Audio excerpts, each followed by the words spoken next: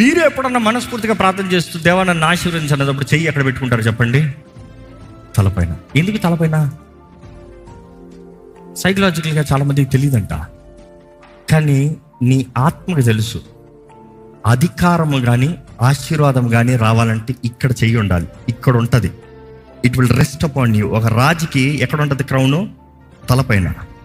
ఒక వ్యక్తికి అధికారము ఇక్కడ శిరస్సు అన్నదప్పుడు ఇట్ షుడ్ బి దేర్.